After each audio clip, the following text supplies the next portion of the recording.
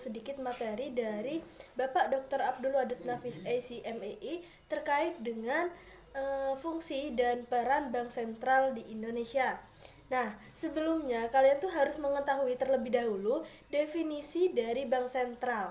Nah, Bank Sentral itu adalah sebuah instansi atau lembaga keuangan yang memiliki tanggung jawab atas kebijakan moneter dan melahirkan tingkat aktivitas ekonomi yang stabil. Nah, jadi yang dimaksudkan tanggung jawab Bank Sentral di sini yaitu tanggung jawab melainkan dalam mencetak uang, tanggung jawab dalam mengedarkan uang, dan tanggung jawab dalam mengatur laju inflasi. Baik, sekarang beralih ke tujuan dari Bank Sentral. Apa sih tujuan dari Bank Sentral itu sendiri dan mengapa Bank Sentral itu sangat penting didirikan? Nah, tujuan dari Bank Sentral itu sendiri yaitu untuk mencapai dan memelihara kestabilan nilai mata uang yang tercermin dari laju inflasi dan perkembangan nilai mata uang dalam negeri terhadap mata uang asing.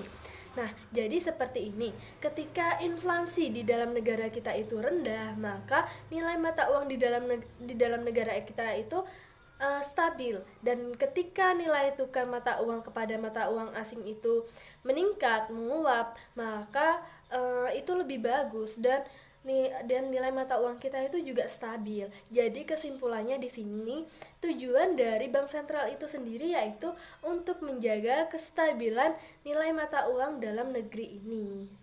Begitu. Selanjutnya tugas Bank Sentral yang berkaitan dengan pemerintahan.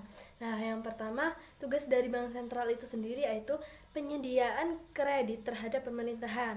Terus yang kedua, mengatur kas pemerintahan. Jadi Bank Sentral itu harus pandai-pandai dalam mengatur kas pemerintahan. Terus yang ketiga, membantu proses lelang dan menjual surat hutang negara. Yang keempat, Bank Sentral juga harus melakukan pengedaran uang sebagai alat pembayaran yang sah.